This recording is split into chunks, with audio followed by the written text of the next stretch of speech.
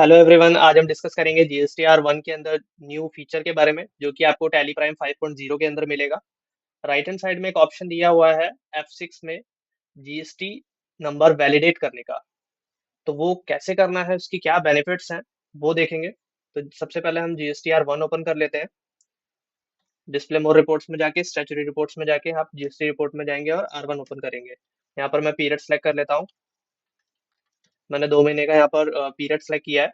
अब right hand side में ना एक ऑप्शन मिलेगा आपको F6 पे, validate party GST IN oblique UIN। इसका क्या बेनिफिट है, इसको कैसे यूज करना है। जैसे आप F6 पे क्लिक करेंगे तो ये क्लिक करने के बाद जितने भी उस पर्टिकुलर पीरियड में आपके बिल्स होंगे वो सभी बिल्स आपको यहाँ पर दिख रहे होंगे। पार्टी के हिसाब से उसकी पूरी डिटेल आ जाएगी, जितने भी पार्टी के साथ आपने डीलिंग किया है, ठीक है, सेल्स हुआ है आपका, तो वो सारी पार्टी की डिटेल्स यहाँ पर आ जाएंगी। पार्टी का नाम, address, state, country, registration type, GST number और पैन नंबर। ठीक है, और लास्ट वाला जो ऑप्शन है set alter additional GST detail, इस ऑप्शन को कैसे यूज करना है वो अभी हम देखेंगे। राइट हैंड साइड में एक ऑप्शन दिया हुआ है fetch details using GST IN oblique UIN। इससे क्या होगा कि जितनी भी पार्टी की डिटेल है तो वो पोर्टल की डिटेल्स आप यहाँ पर फैच कर सकते हैं। ठीक है, तो ऑल्ट एल करेंगे, ऑल्ट एल करने पे ये डिटेल्स फैच होगी आपकी, और जितना भी स्टेटस है, जितनी भी पार्टी है आपकी, उन सभी का स्टेटस आ जाएगा कि जीएसटी नंबर एक्टिव है या कैंसल्ड है या सस्पेंड हो रखा है। तो वो स्टेटस आ जाएगा। जैसे फर्स्ट वाली जो पार्टी है अपनी, उसके अंदर यहाँ पर आ रहा है कि कैंसल्ड हो गया है।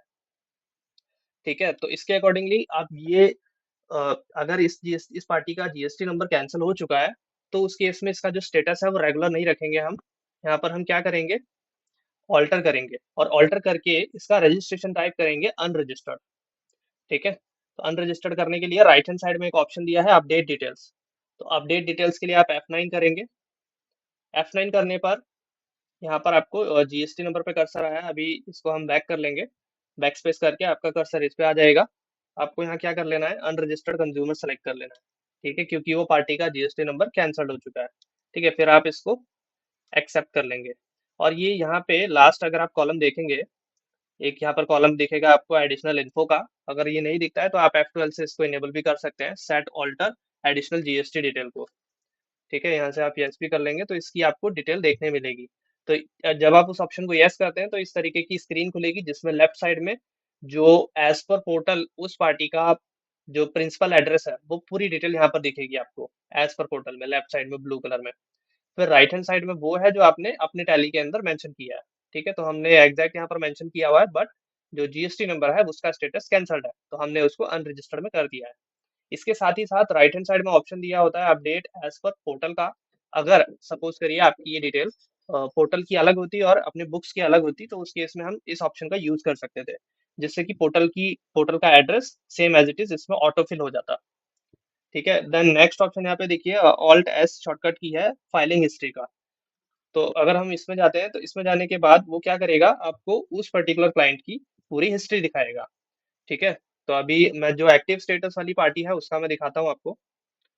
और जैसे कि हमने इस पार्टी की जो डिटेल है वो अपडेट करी थी, हमने उसका जो रजिस्ट्रेशन है उसको रजिस्ट्रेशन टाइप को अनरजिस्टर्ड कंज्यूमर सेलेक्ट किया है, तो इसलिए ये अपडेट करने के लिए डिटेल भी पूछ रहा है कि इफेक्टिव डेट कब से होगी आपकी। ठीक है, तो मैं यहाँ से सितंबर मार्क कर देता हूँ। ठीक है, और इसके बाद इसको कंट्रोल ए कर लेंगे तो ये इस विंडो से एक्सेप्ट हो जाएगा। ठीक है, और यहाँ पर जो स्टेटस है वो अपडेट हो जाएगा, अनरजिस्टर्ड और कंज्यूमर आ जाएगा। ठीक है, अब मैं आपको एक पार्टी का ये दिखाता हूँ, जैसे कि हम इस पार्टी का ले लेते हैं।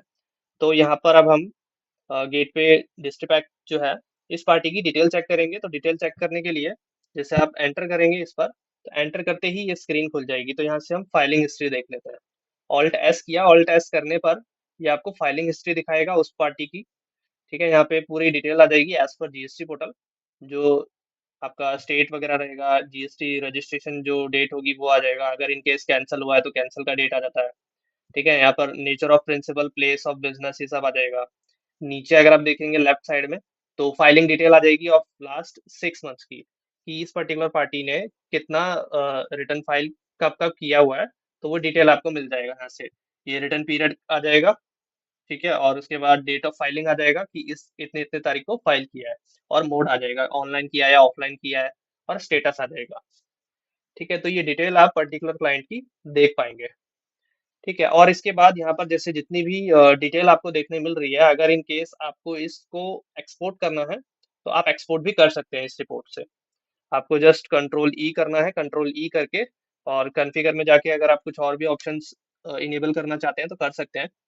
जैसे कि यहाँ पर ये अदर टेरिटरी अगर कोई है तो उस केस में ये वाला ऑप्शन भी आप इनेबल कर सकते हैं। ठीक है, नीचे आप देख लेंगे, फाइल फॉर्मेट चेक कर लेंगे और यहाँ पर वर्कशीट का नाम अगर आपको चेंज करना है तो चेंज कर सकते हैं, आप लोकेशन चेंज कर सकते हैं।